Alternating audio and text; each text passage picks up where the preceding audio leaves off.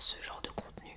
Je vous mettrai son nom à l'écran. J'adore, c'est vraiment un mec qui m'apaise de fou. Enfin vraiment, j'adore ses vidéos. Du coup on va commencer tout de suite. J'ai pris un petit carnet pour noter en fait tout ce dont j'aimerais vous parler. Et j'ai aussi mon ordinateur juste à côté pour vous lire du coup les synopsis des films et puis me souvenir voilà, des réalisateurs, etc. Du coup on va commencer tout de suite avec le premier film que j'ai été voir parce que du coup j'ai pris un abonnement UGC. Ça faisait très très longtemps que je voulais un abonnement UGC et je m'étais toujours dit à partir du moment où je vais commencer à travailler, je me prendrai un abonnement UGC.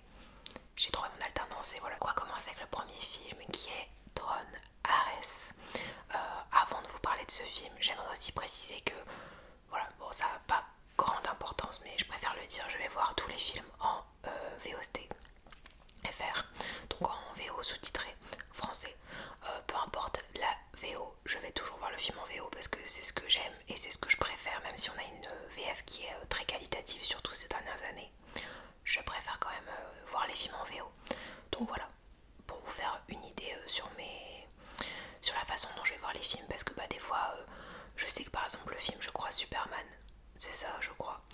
Il y a eu pas mal de critiques en fait au niveau de la VF, et du coup, voilà, je préfère dire, moi les films quand je les apprécie, généralement, ça m'arrive d'apprécier des films en VF complètement, mais je préfère la VO. Voilà, c'était juste pour la petite parenthèse, sans vouloir sonner hyper élitiste en mode je vais voir mes films en mode c'est des films polonais dits du 14e siècle. Bon, je dis des conneries, mais vous avez compris. Voilà, je suis pas une grande cinéphile, mais c'est vrai que je tiens à ma petite VO. Bref, du coup, le premier film que j'ai été voir, c'est Tron Ares. Je ne suis pas une grande aficionado des trônes, mais je voulais aller voir celui-ci parce que voilà, c'était un peu pour inaugurer mon abonnement UGC. J'ai été très très très déçue, j'ai vraiment pas aimé ce film. Je vais vous lire le synopsis tout de suite. Alors, l'étonnante aventure d'un programme hautement sophistiqué du nom de Ares, envoyé du monde numérique vers le monde réel pour une mission dangereuse qui marquera la première rencontre de l'humanité avec des êtres dotés d'une intelligence artificielle. C'est un film Disney+, il me semble, et il est sorti du coup le 8 octobre 2025. Il a été réalisé par Joachim Rowning et il dure 1h59. C'était très long, très très long, 2 heures pour ce film. Alors je vais passer tout de suite à ce que j'en ai pensé. Déjà je lui ai mis 2 sur 5. Pour moi il mérite pas plus. J'ai beaucoup aimé les effets en fait visuels, les effets spéciaux, les images étaient très jolies. Les dialogues c'est juste zéro. J'étais contente parce qu'il y a un artiste que j'aime beaucoup, enfin un acteur que j'aime beaucoup, c'est Evan Peters. C'est la note positive entre guillemets du film, mais même lui je trouve que son rôle est pas ouf. Enfin vraiment, les dialogues sont nuls. Pour vous donner une idée, tous les personnages auraient bien pu mourir avant la fin du film, j'en aurais rien à faire. Pas d'attachement au personnage, on s'en fout, on comprend pas trop, il y a des trucs illogiques. Il y a aussi des moments, bon après je travaille dans le développement informatique donc forcément j'ai une vision un petit peu plus critique de ce côté-là, mais s'il vous plaît les gars, quand vous mettez des écrans avec du code dessus, voilà, on est en 2025, essayez au moins de rendre les choses cohérentes. Là ça l'était pas du tout. De toute façon la seule série que j'ai vue avec vraiment des trucs cohérents c'était Mister Robot, je crois, sinon c'est tout. Bon après c'est quand même une série basée sur ça, donc vous me direz c'est un peu normal. Mais voilà, c'est... Il y a beaucoup de moments où avec mon mari on se regardait et on faisait... Vraiment, genre on était là, on bouffait de rire, c'était ridicule, il y a des moments qui paraissaient hyper épiques, alors que franchement c'était à ça du ridicule. Il y a plein de moments où, enfin, quand on a débattu du film après, on était là, on se disait mais c'est à la limite d'un nanar, hein. Vraiment c'est à la limite d'un navet quoi. Genre c'était vraiment pas ouf. Voilà. La seule chose qui fait qu'il mérite le 2 sur 5 c'est les effets spéciaux. Mais aussi la BO, les musiques étaient incroyables, voilà. Je ne sais pas qui a fait la musique, ce n'est pas... Ah si, bande originale, Nine Inch Nails.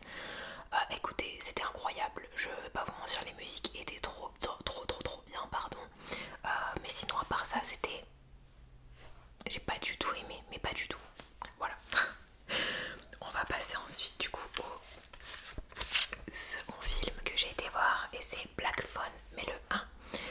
En fait, vu que le 2 sortait bientôt, il est sorti le 15 octobre il me semble. De toute manière, je vais vous lire le résumé. Mais en tout cas, oui, le 2 est sorti le 15 octobre. Le 1 est sorti en 2021, non 2022 et le 22 juin du coup. Je l'ai vu parce que du coup avant certains films où il y a le 2 ou le 3 qui sortent, bah du coup UGC fait des séances en fait pour revoir les premiers films. Donc là en l'occurrence c'est pour ça que j'ai pu voir Black Phone 1 et c'est un des films préférés d'une de mes amies. Donc coucou Léa si tu passes par là, même si je ne pense pas. Du coup oui, j'ai adoré ce film, je vous le dis directement, pas de suspense. J'ai beaucoup aimé. J'ai aimé l'ambiance parce que ça se passe dans les années 80 il me semble. J'ai aimé la manière dont c'était filmé, les images, la BO qui est aussi très très bien, les acteurs qui jouent vraiment rien à dire. Je vais vous lire le résumé tout de suite. Donc c'est un film d'horreur. Personnellement j'adore les films d'horreur, c'est mon genre préféré. Donc voilà, je sais que le genre est un petit peu boudé chez les cinéphiles. Personnellement c'est mon genre préféré, je l'adore. Bon, après je me considère pas comme cinéphile, je suis juste quelqu'un qui aime aller au cinéma et qui aime voir des choses quoi. Alors, Finney Shaw est un garçon timide mais intelligent qui est détenu dans un sous-sol insonorisé par un tueur sadique et masqué.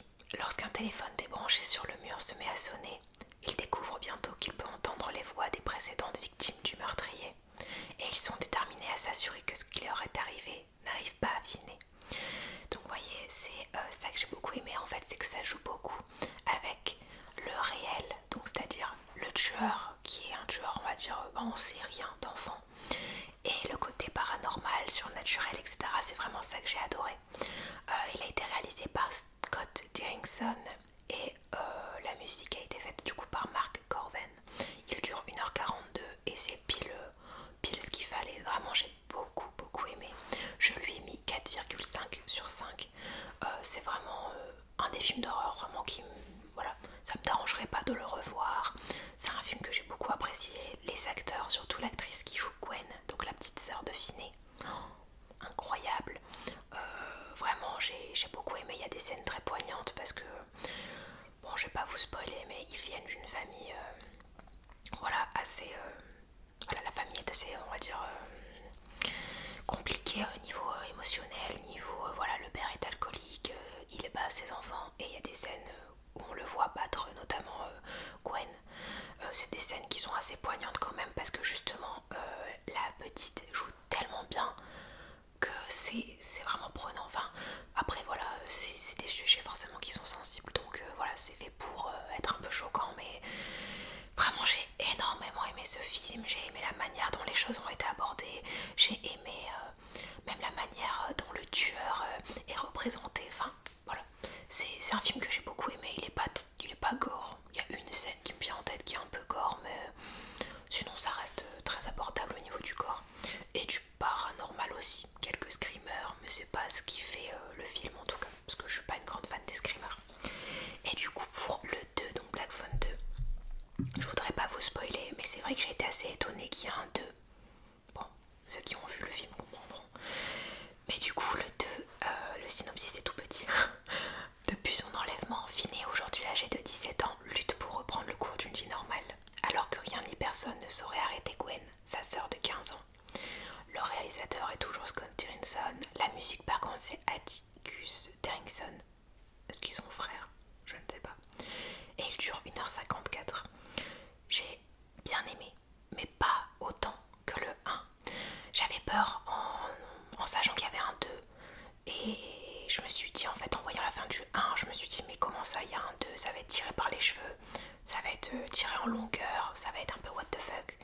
Bon, ils ont réussi à justifier le fait qu'il y ait un 2, mais je suis pas non plus comme une ouf, vous voyez. Voilà, je dirais que moi je lui ai mis 3,5 sur 5 par exemple, sur mon petit carnet. Et ouais, il mérite même peut-être un 3,25, 3. C'est pas un film que j'irai revoir par exemple. C'est un film où j'ai pris du plaisir à le regarder, mais j'irai pas le revoir. Alors que le 1, oui, vous voyez, les acteurs jouent toujours aussi bien. J'ai bien aimé, on va dire, le développement de personnages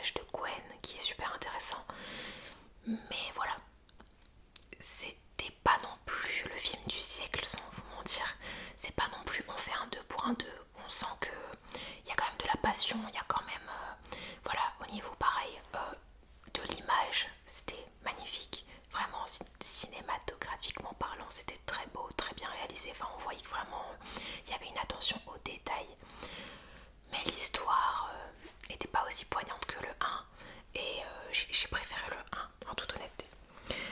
Du coup voilà pour ce troisième film. Et ensuite le film que j'ai été voir très très récemment, c'est Chainsaw Man, le film L'Arc Résé. Je suis une grande fan de Chainsaw Man. J'adore Chainsaw Man, j'ai adoré la première saison. J'ai les mangas aussi. J'ai adoré ce film. Je vous le dis direct, c'est un 5/5 que j'ai mis. Donc je vais vous lire le résumé. Après avoir mis hors d'état de nuire Katanaman, Denji va faire la rencontre de Reze, une jeune femme qui semble s'intéresser à lui. Donc il est sorti le 22 octobre. Le réalisateur est Tatsuya Yoshihara. Et du coup il dure 1h40. C'était trop court limite. Je me suis dit c'est trop court, vraiment. J'ai adoré 5/5, rien à dire. J'adore le personnage de Denji, Makima, en fait tous les personnages sont hyper intéressants et c'est ça en fait qui fait que Chainsaw Man marche autant. Bon bien sûr il y a tout ce qui est critique du capitalisme etc derrière Chainsaw Man qui rajoute vraiment quelque chose. On sent que l'auteur a vraiment voulu, enfin le mangaka a vraiment voulu passer un message et qui en même temps est passé de façon assez subtile quand même. Mais voilà, enfin j'aime beaucoup. Il y a beaucoup de double lecture, beaucoup de moments que j'ai pas vu en fait au premier visionnage et quand j'ai été voir les avis du film je me suis dit mais ouais j'avais pas vu ça. Enfin par exemple au moment où quand Reze rencontre Denji pour la première fois, elle a toujours sa main ici. Bon du coup je vous spoil pas mais voilà elle a toujours sa main là. Sous-entendu que voilà. Et rien que ça en fait c'est des petites attentions aux détails. Il y a beaucoup aussi d'images. C'était vachement cinématographique je trouve. Par exemple quand ils sont dans la piscine avec l'image de l'araignée qui prend la proie etc. Enfin il y avait vraiment plein de détails, plein de choses qui sont rajoutées aussi par rapport au manga du coup mais qui ont vraiment fait sens. J'ai adoré. Moi voilà le petit truc qui me manque c'est qu'on n'a pas vu Power et c'est mon personnage préféré. Mais voilà après j'adore les autres personnages et c'est juste que voilà je sais qu'elle n'était pas présente dans cet arc parce que bah elle avait pas besoin d'être là. Mais voilà c'était vraiment un excellent moment. J'ai adoré aller voir ce film et pour vous dire j'ai envie d'aller le voir une deuxième fois donc ça veut tout dire. Toujours dans la même veine du coup j'ai été voir aussi Demon Slayer. J'allais l'oublier en plus parce que je l'ai pas noté sur mon petit carnet. C'est pas la même chose hein. C'est pas voilà quand je veux pas avoir ma rageuse mais je trouve que vraiment Chainsaw Man c'est mais 1 milliard de fois plus qualitatif que Demon Slayer. Demon Slayer en fait c'est beau mais niveau histoire c'est tout ce qu'il y a en fait de plus classique pour un shonen. On va pas se mentir voilà. C'est un peu désolé je vais encore voilà mais c'est porté par l'animation sans aucun doute. J'ai pris du plaisir, voilà, j'ai vu beaucoup de gens se sont plaints des flashbacks, personnellement j'ai bien aimé. C'est pas du tout quelque chose qui m'a dérangé, sachant que j'adore le personnage d'Akaza. Mais bon, voilà, c'est un shonen. C'est pas... voilà, je lui ai mis 3,5 ou 4/5. Voilà, c'est bien. Je vais pas me gratter les bras en attendant la suite quoi. Vous voyez, je vais très bien vivre sans la suite de Demon Slayer. Alors que par exemple pour un film Chainsaw Man, bah, je suis beaucoup plus impatiente de voir la suite, vous voyez. Donc bon, après ça souffre un peu de la comparaison, hein. C'est vrai que c'est pas du tout la même chose, mais bon, voilà. Ensuite, donc là on a fini avec les films, on va passer aux séries. J'en ai vu qu'une. C'est pas The Série, mais personnellement j'ai pris trop de plaisir et c'est The Summer I Turned Pretty que vous pouvez regarder sur Amazon Prime. Oui, c'est Amazon Prime. J'ai hésité avec Disney+, mais non, c'est Amazon Prime. Bon, déjà, on va se mettre d'accord tout de suite. Vous êtes team Conrad ou team Jeremiah? Personnellement, je suis team Conrad, bien évidemment. Alors, je vous avoue, au début, dans les premiers épisodes, je me suis dit, mais comment on peut être team Conrad? C'est quoi encore ce remix du Dark Sasuke? Et en fait, non, un pipou. Bon, j'ai trop aimé cette série. Je l'ai regardée sans m'attendre à rien. En fait, j'ai regardé en n'ayant aucune attente. Je voyais beaucoup en fait d'extraits sur TikTok qui me donnaient trop envie. Je me suis dit, allez, je commence. Et j'ai pas lâché la série. J'ai fait straight. J'ai fait un binge watch de malade. Je l'ai fini, je crois, en 4 jours. J'ai regardé ça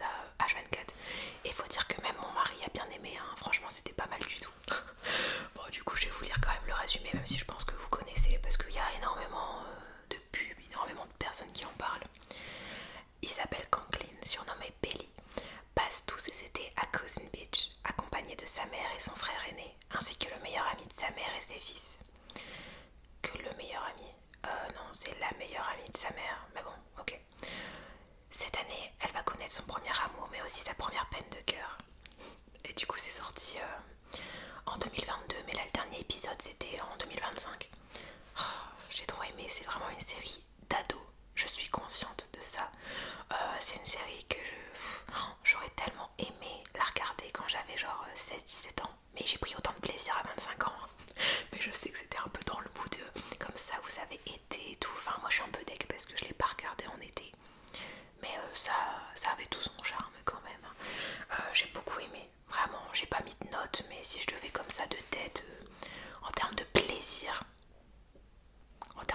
je dirais 4 sur 5, hein. Franchement j'ai adoré.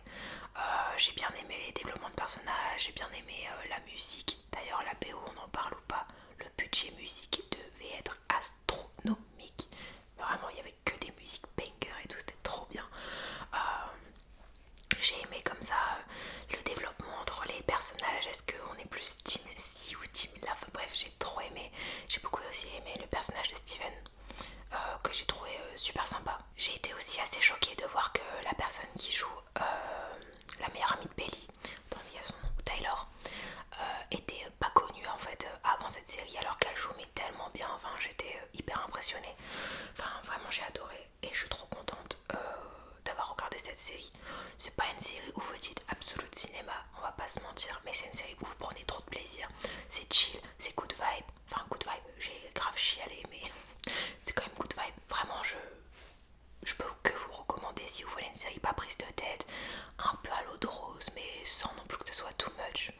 Voilà, vraiment je surkiffe. Ensuite on va passer du coup à la partie j'ai tout entendu plutôt de la petite vidéo. C'est du coup avec Henry Maurice. Si je regarde ici en fait c'est parce que j'ai mon ordi avec aussi des notes et puis des petits onglets d'ouvert pour vous donner plus de précision.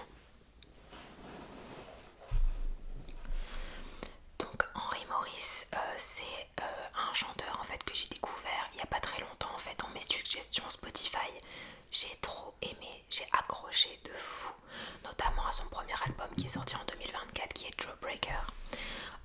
Mes musiques préférées dedans, franchement il y en a pas mal. J'aime beaucoup Taste of Metal qui est incroyable, Paradise, Forever Young, I Know You're Leaving aussi, j'aime beaucoup. Vraiment, il y a énormément de musique que j'aime dans cet album. C'est pas un sans skip, genre c'est pas un album que j'écoute sans skip quelques musiques. Mais généralement, Dirty Magazine aussi, j'adore. Bref, non vraiment, il y a énormément de musique que j'aime trop. Genre là j'en vois, je me dis Jealousy Trap aussi. Bref, j'aime trop cet artiste et j'étais dégoûtée parce qu'il passe pas encore en France. Il fait des concerts mais que aux États-Unis il me semble.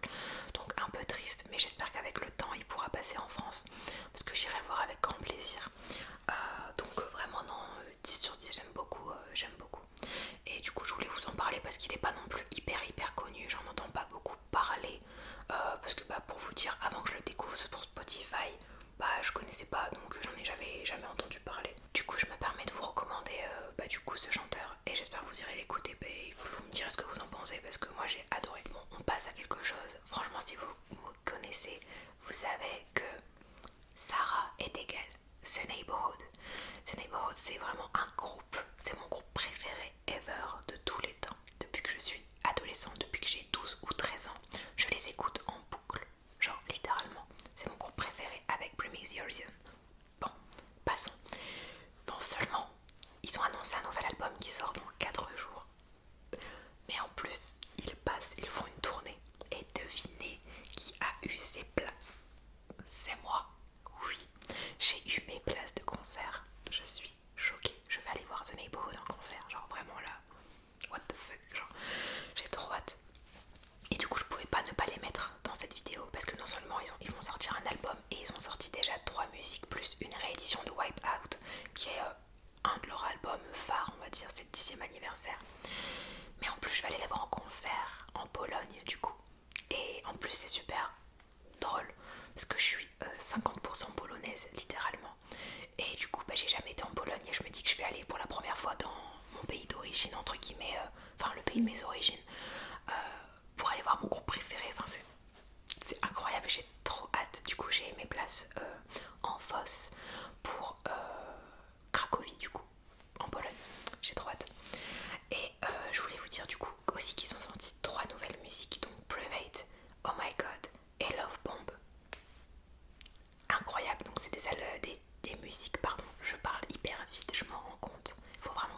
fort avec ça.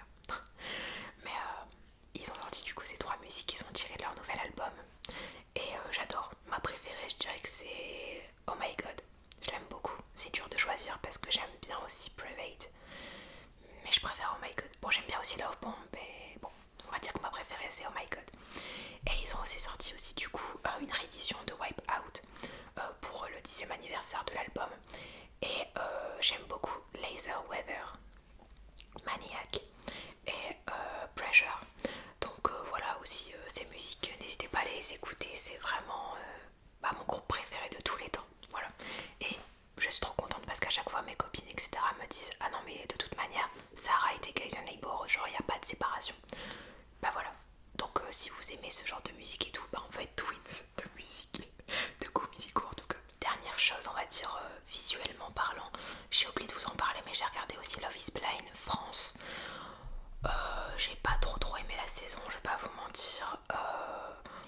Déjà les présentateurs, bon après les présentateurs en soi c'est normal qu'ils servent à rien parce que, enfin, alors attention pas qu'ils servent à rien mais je veux dire c'est normal qu'on s'en souvienne pas de ouf. Mais je trouve qu'en fait ils posaient jamais les bonnes questions, notamment pendant l'épisode de réunion, le dernier épisode. En fait ils posent des questions où on s'en fout et les questions où on veut vraiment savoir ils les posent pas, donc ça m'énerve. Bon bref, après c'est peut-être juste des guidelines de la prod, mais bon j'ai bien ri, voilà, j'ai bien rigolé avec Kim etc. Après voilà c'est pas la saison du siècle, il y avait beaucoup de Mean Girls, genre vraiment voilà, notamment désolée mais voilà j'ai eu un peu de mal avec Sarah. Bon c'est pas grave c'est mon prénom mais bon voilà.